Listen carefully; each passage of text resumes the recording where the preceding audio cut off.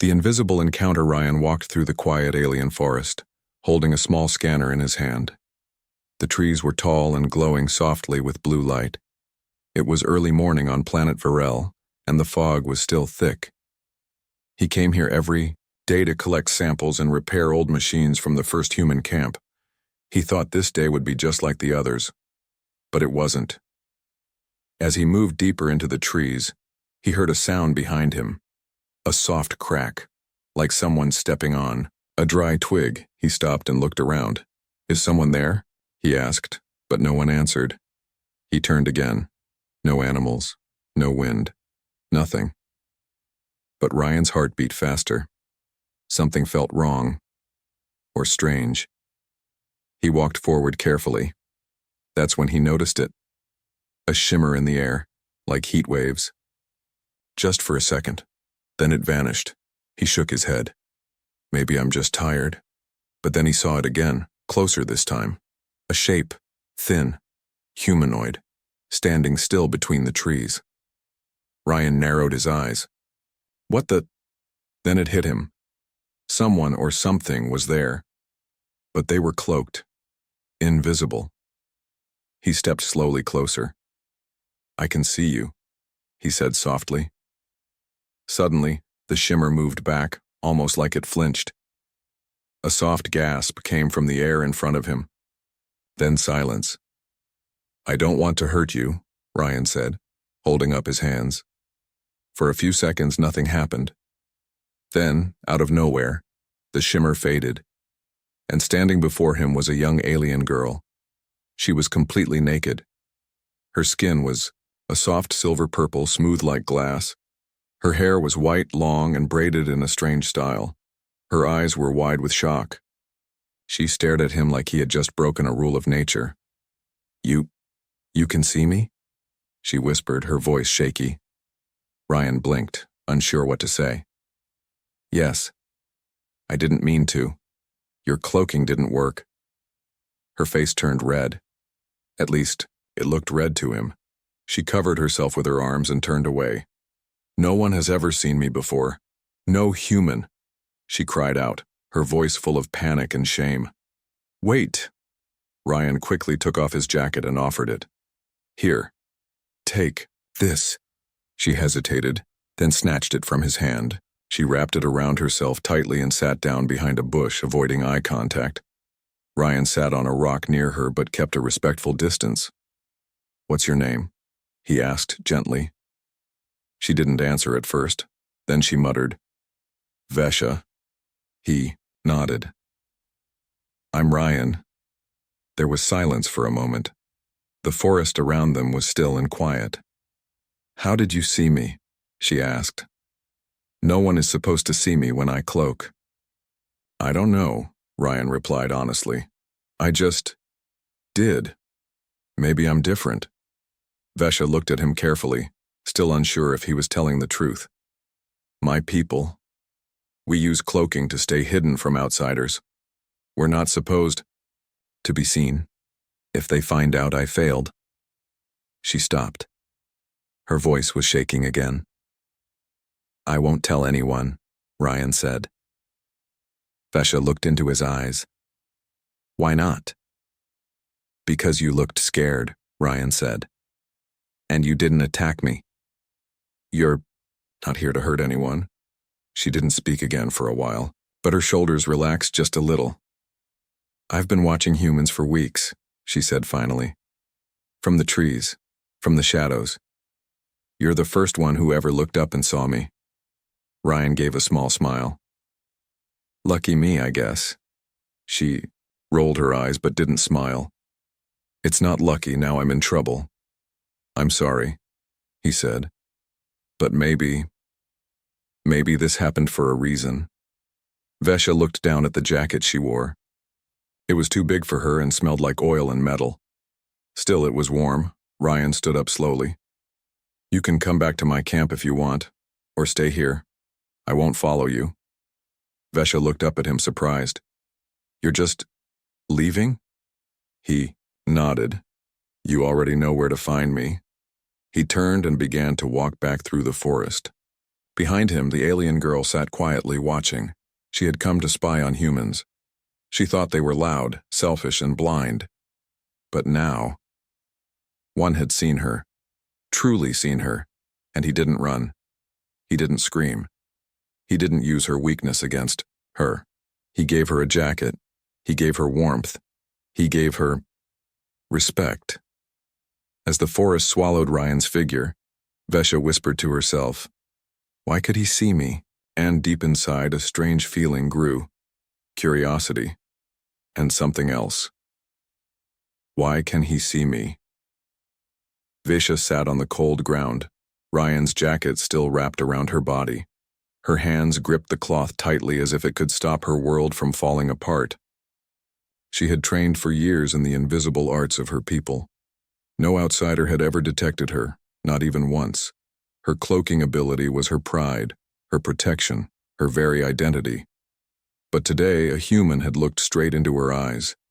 Not only had he seen her, he had spoken gently, without fear or hate. She pressed her palm against the small control disc on her neck. The device gave a soft hum, showing it was still working. But it didn't matter anymore. Ryan had seen through it. How? She looked in the direction he had gone. He had disappeared into the trees just like that. He didn't follow her, didn't demand answers, didn't try to capture her. That confused her even more. Humans weren't supposed to be like that. She waited until the sun rose higher. Then slowly she stood and began walking in the direction of his camp. She stayed hidden, moving silently through the trees. When she reached a hill overlooking a clearing, she saw him again, Ryan sitting near a fire, eating something from a metal pan. She crouched low in the shadows and watched. He looked peaceful, even a little sad. His camp was simple, just one tent, a power unit, and a few machines. He worked alone, repaired things, cooked his food, and sometimes just stared at the sky. Vesha tilted her head. This human was not a soldier, not a threat. He had no weapons, no armor, and still, he saw her. She couldn't stay hidden any longer. Stepping out of the trees, still wearing his jacket, she approached his camp. Ryan looked up, surprised but calm. "You came back." Vesha didn't answer. She just stood there, arms crossed. He pointed to a box. "There's food if you want some." "I'm not here for food," she said. "I want to know why you saw me." Ryan put down his pan. "I told you I don't know." "No, that's not enough." Her voice was firm now. "My cloak works on every known species. It bends light. It fools machines. Even your scanners can't detect me. But you looked straight at me." Ryan leaned forward. "Maybe I'm just not like others." She narrowed her eyes. "That's not science. That's luck." Ryan shrugged. "Then call it luck." Vesha stepped closer. "Do your people have hidden tech? Do you have implants? Vision? Enhancers?" "No." He stood and lifted his shirt to show he had nothing but scars and skin. Her eyes stopped at one long scar across his ribs. "How did you get that?" "Accident during training. I got caught in a fuel fire." She looked away. "So you're not special. You're just human. Is that a bad thing?" Vesha didn't reply. She sat on a rock and stared at the fire. Her silver-purple skin shimmered in the sunlight. "My elders said humans are blind to anything beyond themselves, that you only see what you want to see." Ryan chuckled. "Maybe that's true, but not today." She looked at him again. "You didn't just see me. You helped me." "Why?"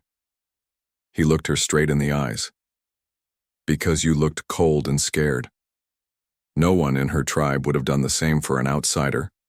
She pulled the jacket tighter around herself. "You're strange. And you're invisible. We both have surprises." She gave a soft breath, almost like a laugh. Then she looked at the machines around his camp. "You live here? All alone?" Ryan nodded. "I fix the old tech, report back once a month, that's it." "Don't you get lonely?" He paused before answering. "Sometimes. But I like the quiet." Vesha stood. You won't tell your people about me? No. You swear? Promise. She stared at him a long time. Then she turned to leave. Will you come back? He asked. She didn't answer, but just before she stepped into the trees, she said, I'll be watching. And then she vanished. But this time, Ryan smiled. He knew she'd return. Something had changed between them. The alien girl who was never seen had been seen. And not just with human eyes. For the first time in her life, someone had looked past the cloak and noticed her, and that thought kept her awake the entire night. A dangerous truth revealed. The next morning, Ryan found a small pile of alien fruits, placed neatly by his campfire. He looked around but saw no one. Still, he smiled. He didn't need to see her to know. It was Vesha. She had returned not with words but with a gift. For the next few days they didn't speak directly. She would appear at the edge of the clearing, sometimes sitting in silence, sometimes just watching him work. He pretended not to notice, but every evening she crept closer. Each time, a little less hidden, a little more curious. On the 6th day, she finally spoke again. You're being watched. Ryan didn't look up from the panel he was repairing. By you? No. Others. Now he paused. Others like you? Vesha nodded. She stepped forward into the firelight and sat across from him. Her cloak was off. She wore a strange piece of cloth fashioned into a dress, probably something she made from materials nearby. Her silver skin shimmered in the dim light. My people don't trust humans, she said. They sent me here to observe, to report your actions. They think you're dangerous. Ryan looked at her carefully. And what do you think? She didn't answer right away. Then she said, I think you're not like what I was told. Ryan leaned back. Let me guess. You were told humans are loud, aggressive, and selfish. And blind. You weren't supposed to see me, she added with a frown. He smirked. That still bothering you? Yes, she said honestly. It's not just about pride. My tribe believes that if one of us is seen, it means weakness, exposure. It's the worst shame. Ryan stirred the fire with a stick. But you're still here. But you're still here. I don't know why, she whispered. Maybe I want to understand why you didn't run. Why you didn't hurt me. He didn't speak. The fire crackled softly between them. Vesha looked up. Her eyes glowed faintly. I'm not supposed to feel anything toward humans, but every day I watch you, I see something new. You fix broken things. You talk to yourself when you're alone. You cook food even when you're tired. You live simply, quietly. Ryan chuckled. Sounds boring. No, she said, her voice serious.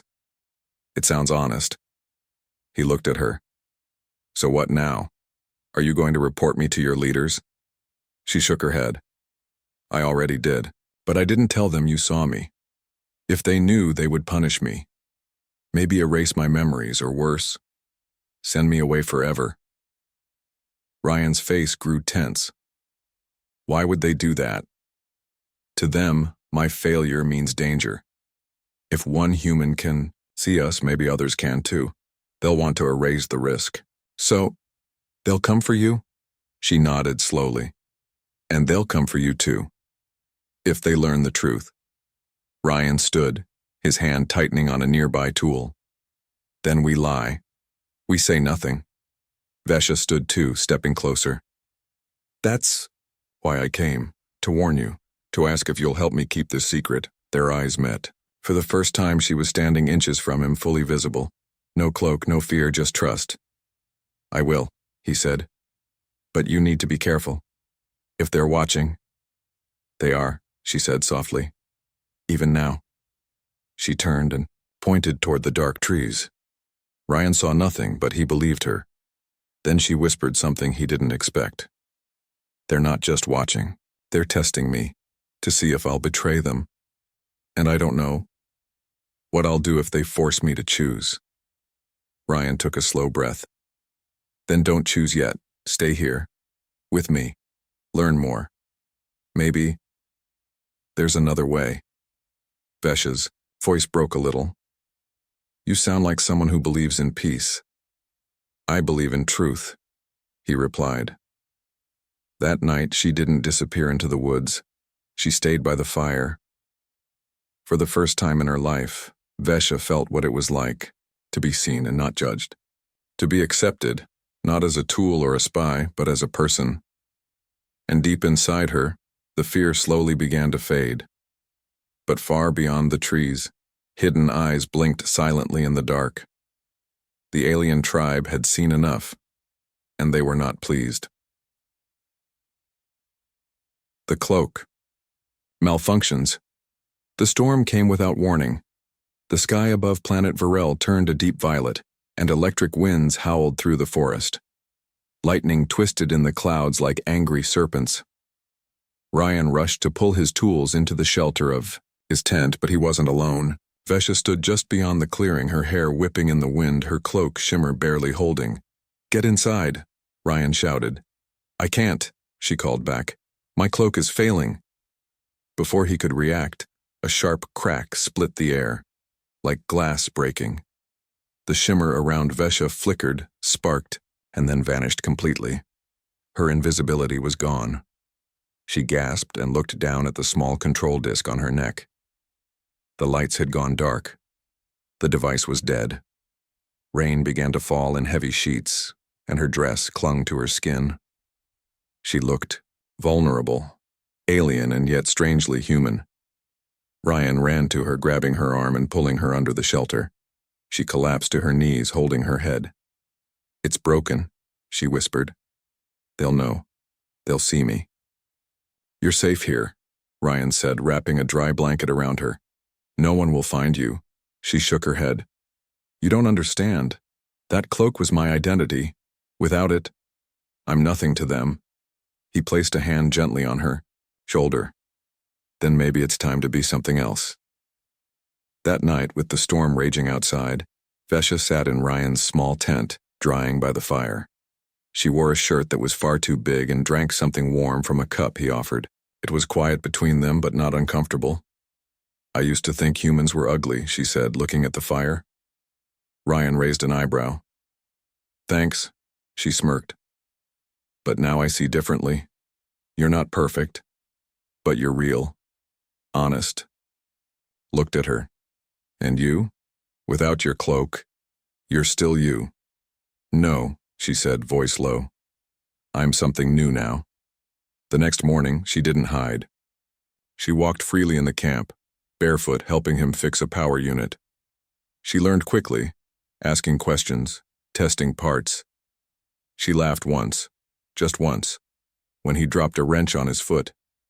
For the first time in her life, she didn't feel invisible. Not because someone saw her, but because someone wanted her there. But peace never lasts long on Varel. 3 nights later, Ryan noticed movement near the edge of the forest. He turned off the lights and watched. Shadows, shapes, not human, not animals. Vesha stepped beside him, holding her breath. They found me, she whispered. Ryan grabbed his flashlight and tools, ready to defend. But Vesha placed a hand on his arm. No, not yet, they're watching, waiting. For what? For me to run or stay? She looked up at him. If I stay with you, they'll call it betrayal. And if you go back, he asked, I'll be erased. They'll strip my memories. I won't remember this, I won't remember you. Ryan's jaw clenched. Then we don't let that happen. Vesha stared into his eyes. Would you protect me, even against my own people? Yes, he said without hesitation. Because you're not their tool anymore. You're your own person. She blinked quickly, holding back tears. Then, I stay. And just like that, the invisible girl who once thought being seen was dangerous, chose to be seen. But deep in the woods, her tribe had made a decision too. The one who broke the sacred code would face the highest judgment, and the human, who saw what no other could, would face something far worse. Tribal judgment begins. The silence before dawn felt heavier than usual. Ryan stood near the edge of the forest, watching the trees as the wind whispered through them. He knew something was coming. He could feel it in his bones. Vesha didn't speak much that morning. She sat quietly by the cold fire, her silver-purple eyes staring into nothing. Her hands trembled, not from cold, but from the weight of what was about to happen. "They're close," she finally said. "I can feel them. They never forgive a broken rule." Just then, the forest stirred. From the mist, 5 cloaked figures stepped out, silent, tall, glowing faintly under their hoods. They walked with purpose, their feet making no sound, their presence pushing the air like a heavy wave. Ryan moved forward to protect Vesha, but she held out her arm. "No sudden moves," she said softly. "They won't speak to you. Yet." The lead figure raised a hand and the other stopped. Then, with a quiet hiss, the cloaking fields dropped. The alien stood revealed, elegant and dangerous, with markings of rank glowing across their skin. They looked at Vesha like she was a broken tool, a disgrace.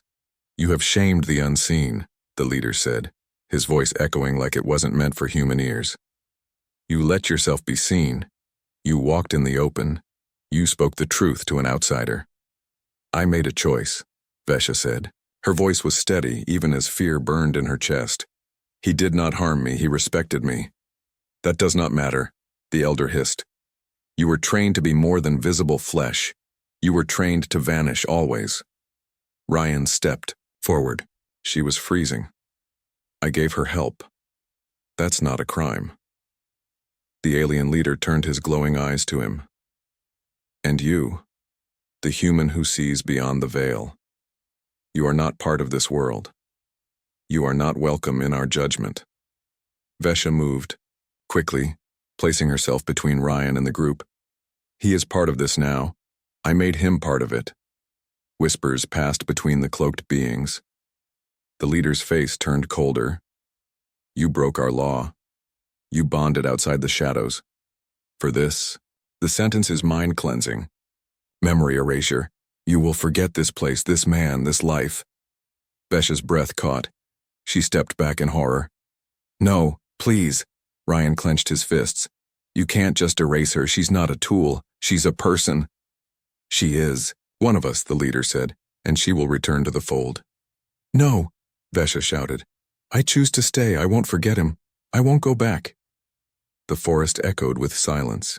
Then, for the first time in centuries, an elder offered a challenge.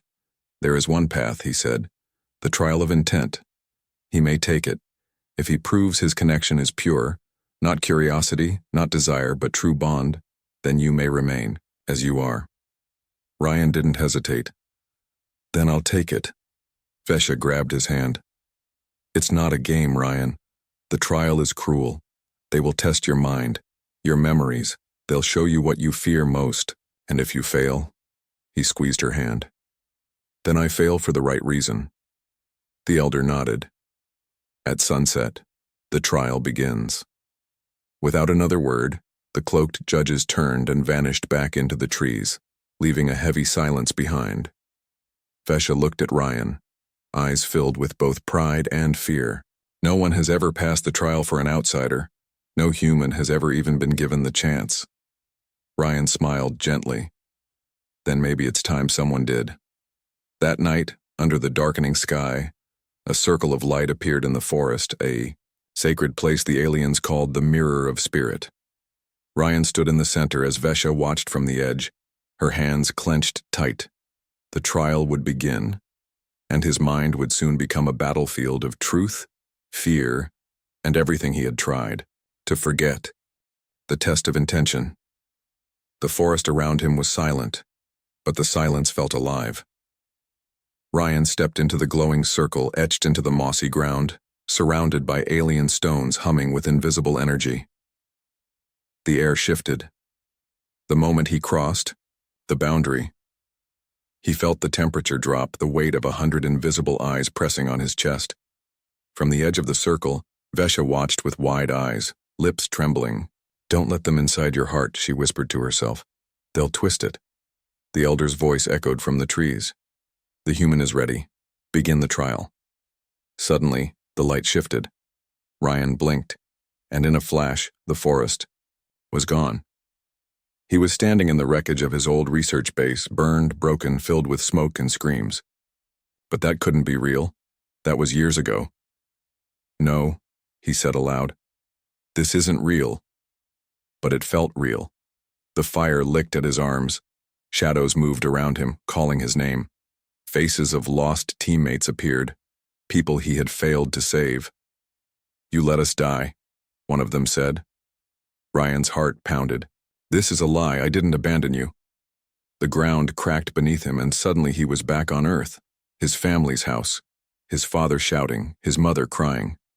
The day he left to join the off-world project, their disappointment stabbed into him like knives. You always run away, his father's voice boomed.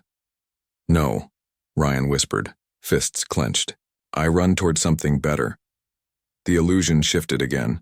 Now he saw Vesha, standing alone in the forest, her body turning to mist, her voice fading. You will forget me, she said, like everyone forgets the invisible. Ryan dropped to his knees. The pain wasn't physical, it was deeper, emotional. The trial wasn't testing his strength. It was testing his reason. Why did he care for Vesha? Was it pity, curiosity, or something real?